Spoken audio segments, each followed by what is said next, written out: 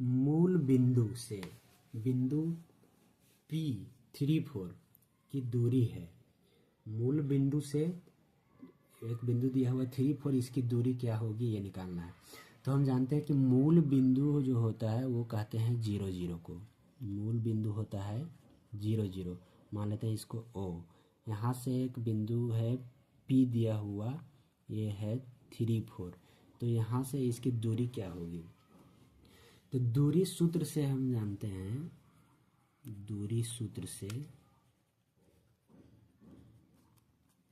O और P के बीच की दूरी जब निकालना है, OP बराबर, इसको अगर हम x1 y1 मान लें और इसको x2 y2, तो दूरी सूत्र से क्या होता है x2 माइनस x1 का whole square plus y2 minus y1 का होल स्क्वायर, और ये रूट में होता है। ये दूरी सूत्र से फॉर्मूला है, दूरी सूत्र से फॉर्मूला याद रखना होगा। ये दूरी यहाँ पे x2 है 3 और x1 है 0, तो x2 की जगह पे 3 रखेंगे, x1 की जगह पे 0 इसका स्क्वायर, प्लस y2 है 4 माइनस y1 है 0, तो 4 माइनस 0 का स्क्वायर। 3 में से जब 0 घटेगा तो 3 बच जाएगा, ये हो जाएगा 3 का स्क्वायर प्लस ये हो जाएगा 4 का स्क्वायर। 3 का स्क्वायर हो जाएगा 3 3 9, और 4 का स्क्वायर हो जाएगा 16, 16 और 9 हो जाएगा 25।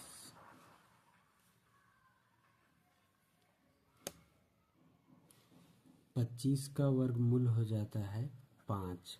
तो यहाँ पे O से P की दूरी हो जाएगा 5, ये दिया है ऑप्शन डी में। इसमें दूरी सूत्र में एक चीज़ याद रखना है कि अगर मूल बिंदु से जब दूरी निकालने के लिए रहेगा तो इतना लंबा नहीं करके सीधा जो बिंदु दिया हुआ रहेगा मेरा, उसी का ही दोनों x1 और x2 मान करके दोनों का स्क्वायर करके जोड़ के और इसका वर्गमूल निकाल देंगे। जैसे यहाँ पे 3 और 4 दिया हुआ था, तो 3 का स्क्वायर 3 3 9 और 4 का स्क्वायर 16, दोनों को जोड़ के 25, 25 का वर्गमूल 5। तो इतना करने का ज़रूरत नहीं पड़ेगा अगर मूल बिंदु से दिया हुआ रहेगा दूरी निकालने का। तो अगला क्वेश्चन 17 में है कि बिंदुओं -5 7 और -1 3 को मिलाने वाले रेखाखंड का मध्य बिंदु है। अब यहाँ पे 2 बिंदु दिया हुआ है और इसके मिलाने वाला रेखाखंड का मध्य बिंदु क्या होगा ये निकालना है। तो मान लेते हैं कि एक बिंदु मेरा है ये है -5 7, दूसरा बिंदु B है, ये दिया हुआ -1 3। अब ये और B दोनों बिंदु को मिलाने वाला रेखाखंड ये भी हो गया। इसका मध्य बिंदु मान लेते हैं यहाँ पे है P। तो इसका निर्देशांक क्या, मध्य बिंदु क्या होगा ये निकालना है। तो इसको हम मान लिए कि इसका हो जाएगा ये x1 और y1, x1 y1 इसको हम मान लिए। अब मध्य बिंदु के निर्देशांक निकालने के लिए इसका पहला जो बिंदु दिया हुआ है उसका ये हो गया, इसको जैसे ये x1 y1 इसको हम मान लेते हैं, ये हो गया xy इसको मानते हैं, ये x1 y1 और ये हो गया x2 y2। तो P जो मध्य बिंदु है उसका निर्देशांक निकालने के लिए ये x1 प्लस x2 बटे 2, और इसका y का निर्देशांक निकालने के लिए y1 प्लस y2 बटे 2, ये होता है मध्य बिंदु का निर्देशांक निकालने के लिए। तो यहाँ पर हम लिखेंगे मध्य बिंदु P, इसका निर्देशांक हम मान है xy के निर्देशांक होंगे। P का निर्देशांक क्या हो जाएगा x1 प्लस x2/2 और y1 प्लस y2/2। अब यहाँ पे x1 है -5 प्लस x2 है -1, तो -1/2, और y1 है 7 प्लस y2 है 3/2। -5 प्लस गुने माइनस, ये हो जाएगा माइनस, तो 1/2। और ये 7 और 3 जोड़ेंगे तो 10, 10/2। अब -5 और -1 हो जाएगा -6/2। और ये 10/2 है, इसको काटेंगे तो ये हो जाएगा 2 × 5 = 10, यहाँ पे 5, इसको भी काट देंगे, हो जाएगा 3। तो आ गया बिंदु -3 और 5। तो -3 और 5 है सी में, इसका सही आंसर हो जाएगा सी।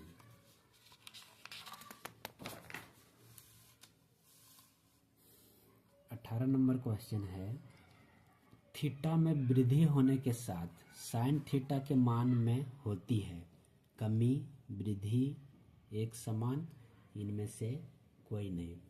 थीटा का मान जो है वो जब बढ़ेगा, अगर साइन, तो साइन थीटा का मान क्या होगा, जैसे साइन थीटा, थीटा का मान अगर हम पहले लेंगे 0 डिग्री, फिर अगर लेते हैं 30 डिग्री, फिर अगर हम ले रहे हैं 90 डिग्री, अगर बढ़ते जा रहा है मान, तो साइन थीटा का मान क्या होगा, तो साइन 0 डिग्री का मान हो जाता है 0, 30 डिग्री का होता है 1/2, 90 डिग्री का होता है 1। तो थीटा का मान में जैसे जैसे वृद्धि होते जा रहा है, तो साइन थीटा का मान भी बढ़ते जा रहा है, तो इसका हो जाएगा बी। थीटा में वृद्धि होने के साथ साइन थीटा के मान में होती है क्या, वृद्धि होती है। 19 नंबर है, यदि साइन 2a बराबर 2 साइन a हो तो a का मान होगा। साइन 2a बराबर दिया हुआ है 2 साइन a, तो a का क्या मान होगा, a का किस मान के लिए ये कंडीशन सही हो सकता है।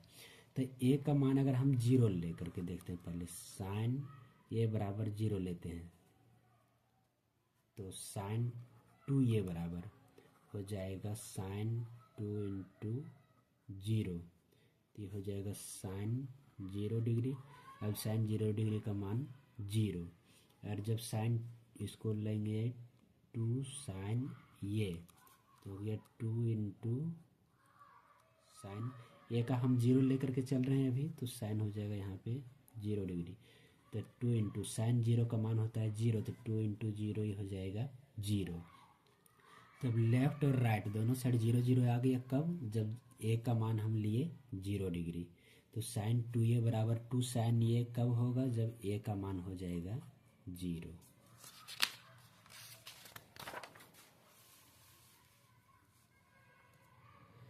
बीस में दिया है कि यदि 3 cot a बराबर 4, तो साइन ए बराबर क्या होगा। 3 cot a बराबर दिया हुआ है 4, जो दिया हुआ उसको हम पहले लिख लेते हैं। 3 cot a बराबर 4, इससे cot a बराबर क्या आ जाएगा, cot a बराबर हो जाएगा 4/3, ये 3 गुना में इधर आके भागम हो जाएगा, cot a बराबर हो गया 3। अब cot जो है वो हम जानते हैं कि tan का उल्टा होता है, tan का p/b होता है, तो cot का हो जाएगा b/p, यानी कि यहाँ पे b का मान हो जाएगा 4 और p का मान हो जाएगा 3। 4b बराबर 4 और p बराबर हो गया 3। अब हमको मान निकालना है किसका, साइन का, तो साइन का होता है p/h, लंब बाय कर्ण। तो यहाँ पे लंब तो दिया हुआ है, आधार दिया हुआ है, लेकिन कर्ण नहीं दिया हुआ, तो सबसे पहले हम कर्ण निकाल लेंगे जिसको h कहते हैं। तो h निकालने के लिए क्या है फॉर्मूला, कि h बराबर होता है p² प्लस b², ये रूट में, तो h बराबर क्या हो जाएगा p², p है 3, तो 3 का स्क्वायर प्लस b है 4, 4 का स्क्वायर, ये हो गया 9 और ये 16, 16 9 25, 25 का वर्गमूल हो गया 5, तो h मेरा निकल गया 5। अब हमको सम्मान निकालना था साइन ए का, तो साइन ए बराबर हो जाता है p/h, लंब बाय कर्ण, तो लंब है 3 और कर्ण आ गया 5, तो 3/5, ये है ऑप्शन बी में मेरा दिया हुआ, तो ऑप्शन बी इसका हो जाएगा सही। फिर 21 नंबर क्वेश्चन है कि एक त्रिभुज ABC में AB बराबर 6√3 सेंटीमीटर BC बराबर 6 सेंटीमीटर तथा AB बराबर 12 सेंटीमीटर है, तो कौन B बराबर होगा। कोई भी एक त्रिभुज है, मान लेते हैं कि ABC एक त्रिभुज दिया हुआ है ABC। इसमें AB दिया हुआ है 6√3, AB ये हो गया 6√3 सेंटीमीटर, BC है 6 सेंटीमीटर और AC है 12 सेंटीमीटर। तो कौन B कितना होगा, ये वाला कौन B जो है वो कितना होगा ये निकालना है।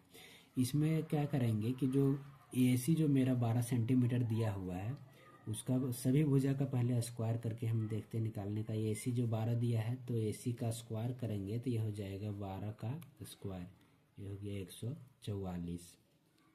फिर AB दिया हुआ है 6√3, तो AB का भी स्क्वायर करेंगे, तो जब इसका स्क्वायर करेंगे तो ये हो जाएगा 6 का स्क्वायर 36 और √3 का स्क्वायर 3, इसको गुना करेंगे तो हो जाएगा 108। फिर BC दिया हुआ है 6, जब BC का स्क्वायर करेंगे तो ये हो जाएगा 6 का स्क्वायर, ये हो गया 36। अब यहाँ पे हम देखते हैं कि जो सबसे ज़्यादा मान आया हुआ है मेरा 144, वो है AC का मान।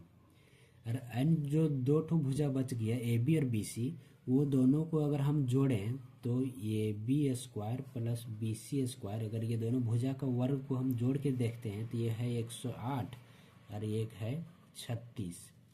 जब इसको जोड़ेंगे तो ये दोनों को हो जाएगा 144, जो कि एक भुजा जो AC का वर्ग है उसके बराबर है। यानी AB का स्क्वायर प्लस BC का स्क्वायर, ये दोनों का जो स्क्वायर किया हुआ इसको जब जोड़ते हैं तो वो तीसरी भुजा AC का स्क्वायर के बराबर आ रहा है।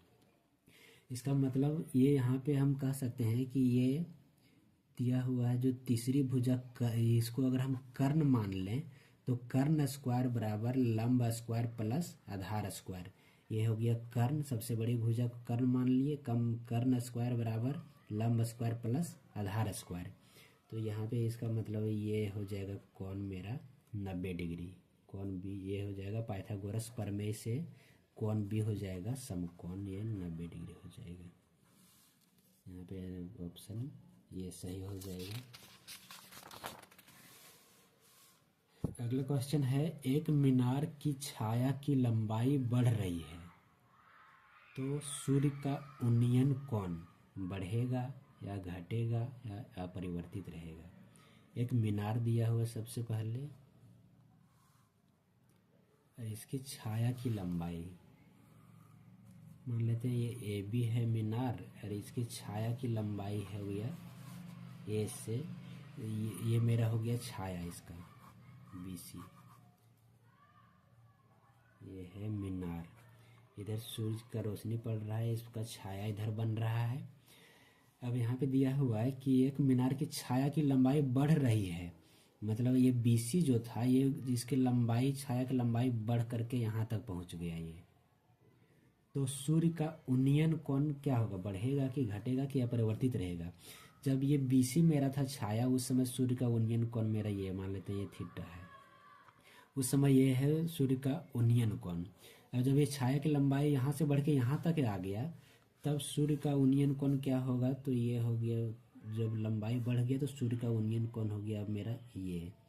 तो अब जैसे जैसे दूरी बढ़ते जाएगा वैसे वैसे ये कोण घटते जाएगा, तो थीटा का मान जो है वो, सूर्य का उन्नयन कोण जो है वो अब यहाँ पे घट जाएगा। और ये दूर चल जाएगा जब छाया का लंबाई, तो और भी छोटा हो जाएगा कोण। जितना नज़दीक आते जाता है उतना ये कोण बढ़ते जाएगा, और जितना दूर जाता है उतना घटते जाता है।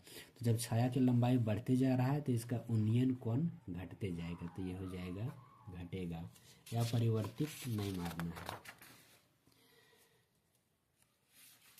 अगला क्वेश्चन 26 नंबर में है, 23 नंबर कि किसी वृत्त पर बाह्य बिंदु से खींची गई स्पर्श रेखाओं की संख्या होगी।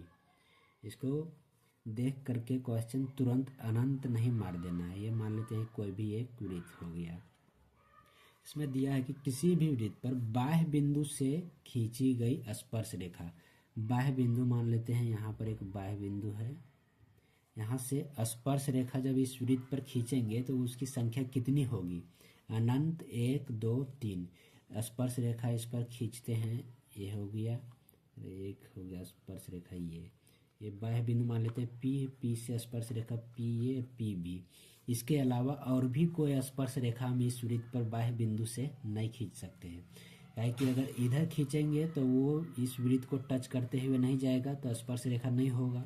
अगर इस बिंदु से अंदर ले आते हैं तो इस वृत्त को कट कर देगा, काटेगा यहाँ पर, तो वो स्पर्श रेखा नहीं, वो छेदक रेखा हो जाएगा।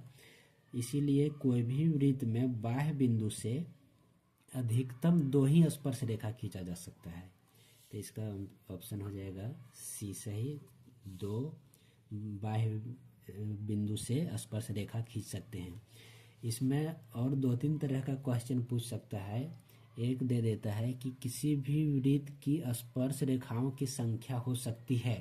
अगर सिर्फ स्पर्श रेखा दे दिया तो इसका आंसर हो जाएगा अनंत, क्योंकि कोई भी वृत्त का अनंत स्पर्श रेखा खींच सकते हैं। ऐसे करके जितना भी हम चाहें उतना स्पर्श रेखा खींच सकते हैं इस पर।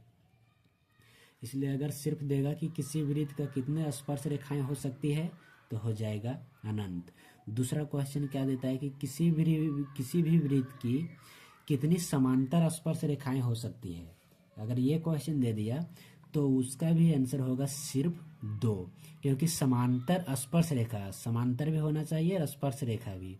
तो ये स्पर्श रेखा, एक ये स्पर्श रेखा हो गया, यही दोनों समांतर स्पर्श हो सकता है। बाकी और भी इसमें रेखा खींचेंगे तो वो समांतर नहीं होगा। रेखा स्पर्श वाला और खींच सकते हैं लेकिन समांतर नहीं होगा। तो इसीलिए अगर दे दिया कि कितनी समांतर स्पर्श रेखाएं खींच सकते हैं तो 2। अगर सिर्फ दे दिया कि एक वृत्त की कितनी स्पर्श रेखाएं हो सकती है तो अनंत। अगर दे दिया कि किसी बाह्य बिंदु से एक वृत्त पर कितनी स्पर्श रेखाएं खींच सकते हैं तो इसका भी आंसर हो जाएगा 2। ये बहुत इम्पोर्टेंट है, इसलिए इसको अच्छे से दिमाग में बैठा करके रख लेना है। आगे है क्वेश्चन नंबर 24। आर त्रिज्या वाले वृत्त के उस त्रिज्यखंड का क्षेत्रफल जिसका कोण P डिग्री है होगा।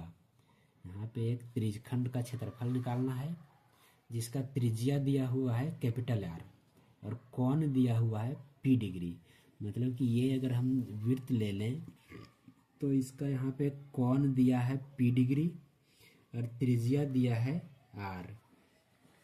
तो इस त्रिज्यखंड का क्षेत्रफल क्या होगा? तो त्रिज्यखंड का क्षेत्रफल का फॉर्मूला हम लोग जानते हैं कि त्रिज्यखंड का क्षेत्रफल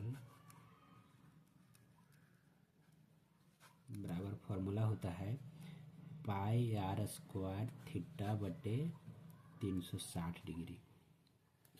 इस फॉर्मूला को याद रख लेना है, बहुत इंपॉर्टेंट है। इससे रिलेटेड क्वेश्चन जरूर आएगा ही आएगा। तो ये हो गया पाई आर स्क्वायर थीटा बटे 360 फॉर्मूला है ये। अब इसमें पाई का जो मान है वो तो पाई ही रहेगा। आर जो त्रिज्या है उसके जगह पे यहाँ पे दिया है कि त्रिज्या है आर, कैपिटल आर। तो जो त्रिज्या का स्क्वायर होता है वहाँ पे कैपिटल आर का स्क्वायर करेंगे। थीटा, थीटा का मान दिया हुआ है यहाँ पे, कोण दिया है P डिग्री, तो ये हो जाएगा P यहाँ पे बटे 360 होता है फॉर्मूला, तो ये हो गया 360 डिग्री। तो क्या हो गया मेरा answer? Pi R capital R square P बटे 360। Pi capital R square P बटे 180 है, ये नहीं होगा। Pi capital R square P बटे 360, इसका आंसर हो जाएगा ऑप्शन बी सही। ये बहुत आसान है, सिर्फ ये इसको गड़बड़ाना नहीं है। 25 में दिया है कि एक घनाभ के कोरों की लंबाइयाँ क्रमशः 3, 4 और 12 सेंटीमीटर है। तो घनाभ के विकर्ण की लंबाई होगी। एक घनाभ का कोरों की लंबाई मतलब ये हो गया कोरक, जहाँ पे 2 सतह मिलता है वहीं पे कोर बनता है। तो ये हो गया कोरों की लंबाई 3 ये हो गया, मान लेते हैं इसका लंबाई, इसको मान लिए इसका चौड़ाई 4 हो गया, और ये ऊंचाई मान लिए 12 हो गया। लंबाई, चौड़ाई, ऊंचाई तीनों दिया हुआ है। तो इसका पूछ रहा है कि विकर्ण की लंबाई क्या होगा। तो घनाभ के विकर्ण, यहाँ पे लंबाई दिया हुआ है L बराबर 3 सेंटीमीटर, चौड़ाई B बराबर दिया हुआ है 4 सेंटीमीटर और ऊंचाई H बराबर दिया हुआ है 12 सेंटीमीटर। तीनों चीज दिया हुआ है। अब इसमें निकालना है हमको कि घनाभ के विकर्ण की लंबाई। तो घनाभ के विकर्ण विकर्ण को डी से डिनोट करते हैं। तो विकर्ण बराबर होता है, फॉर्मूला रूट में हो जाएगा ये L square plus B square plus H square.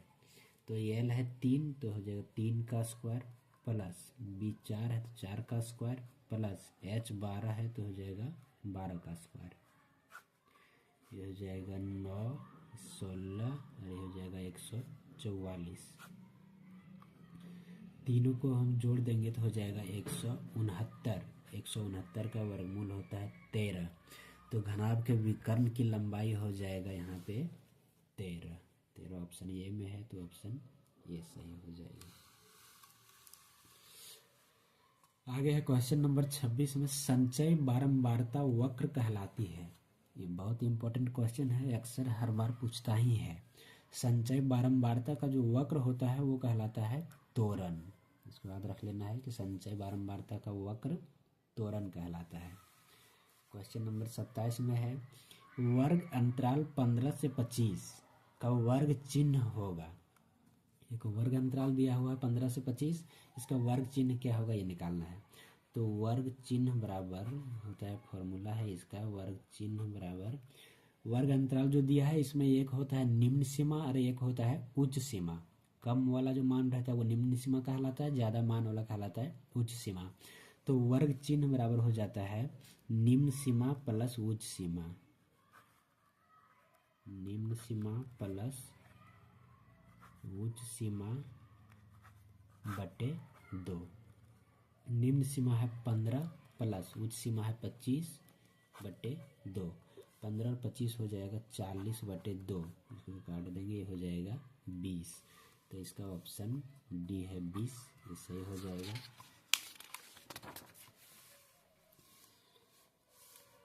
Question number 28 में है प्रथम 3 क्रमागत पूर्ण संख्याओं का माध्य होगा। प्रथम 3 क्रमागत मतलब पहला 3 और लगातार 3 होना चाहिए। पूर्ण संख्याओं का माध्य, पूर्ण संख्या कहाँ से शुरू होता है ये याद रखना पड़ेगा, तभी हम प्रथम 3 क्रमागत निकालेंगे। तो प्राकृत संख्या जो है वो 1 से शुरू होता है। अगर प्राकृत संख्या का कहीं पूछ देता तो प्राकृत संख्या शुरू होता है 1 से, 1 2 3 4।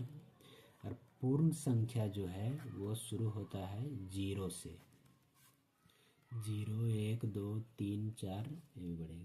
प्राकृत में जब 0 भी शामिल कर लेंगे तो वही हो जाएगा पूर्ण संख्या। तो प्रथम 3 लेना है और क्रमागत लेना है। तो प्रथम 3 क्रमागत पूर्ण संख्या में क्या क्या हो जाएगा, एक हो जाएगा 0, एक 1 और एक 2। इसका माध्य निकालना है। तो इसके माध्य निकालने के लिए ये तीनों को जोड़ करके, और जब ये 3 संख्या का माध्य निकालने बोल रहा है तो ये तीनों को जोड़ करके और 3 से भागा दे देंगे। तो इसका माध्य क्या हो जाएगा 0 + 1 + 2, 0 1 2। यही हो गया प्रथम 3 लगातार पूर्ण संख्या। अब तीनों को जोड़ दिए, इसको भागा दे देंगे 3 से। तो 2 और 1 3 हो जाएगा, 3 बटे 3 ये हो जाएगा 1। यह है ऑप्शन बी में दिया होगा तो सही आंसर हो जाएगा। 29 नंबर में क्वेश्चन है किसी घटना की प्रायिकता डैश से बड़ी या उसके बराबर होती है।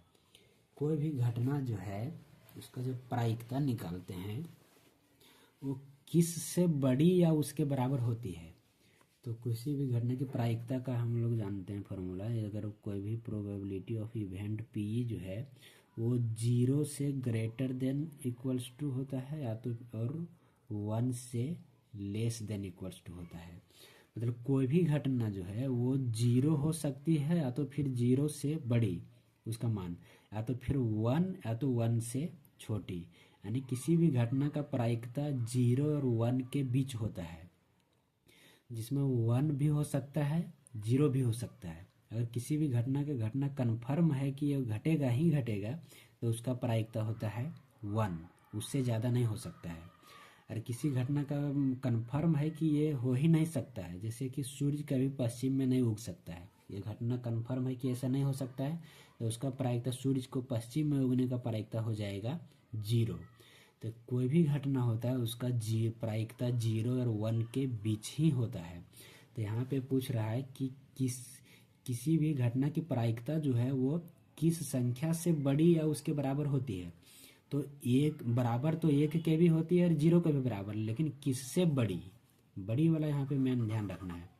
बराबर तो 1 के भी बराबर हो सकता है और 0 के भी बराबर हो सकता है, लेकिन 1 से बड़ा तो नहीं हो सकता है, इसीलिए यहाँ पे 1 नहीं देना है। 0 से बड़ा हो सकता है, 0 से बड़ा भी हो सकता है और 0 के बराबर भी हो सकता है, तो यहाँ पे हो जाएगा 0, ऑप्शन सी। अगला है, एक पासे को फेंकने पर 4 से बड़ी संख्या आने की प्रायिकता होगी। पासा कहते हैं लूडो का गोटी को। लूडो को गोटी को जो फेंकते हैं तो उसमें 1 से लेकर के 6 तक बिंदु दिया हुआ रहता है। तो 1 से 6 के बीच में कुछ भी आ सकता है, 3, 4, 5, 6। लूडो को गोटी को फेंकने से 1 से 6 तक में कुछ भी मान आ सकता है। तो यहाँ पे हमको प्रायिकता निकालना है कि 4 से बड़ी संख्या आने की प्रायिकता क्या है। 4 से बड़ी तो 1, 2, 3 ये सब 4 से तो बड़ी नहीं है, 4 ये जो है वो 4 के बराबर है। तो 4 से बड़ी का लेना है हमको, 4 के बराबर तक भी नहीं लेना है, 4 से बड़ी का सिर्फ पूछ रहा है। तो इसमें सिर्फ 5 और 6 को शामिल करेंगे हम, 4 को इसमें नहीं शामिल करेंगे। अगर रहता 4 के बराबर या 4 से बड़ी तो इसको भी लेते, लेकिन सिर्फ 4 से बड़ी संख्या आने का प्रायिकता पूछ रहा है तो 4 से बड़ी को ही लेंगे। तो 4 से बड़ी हो गया 5 और 6।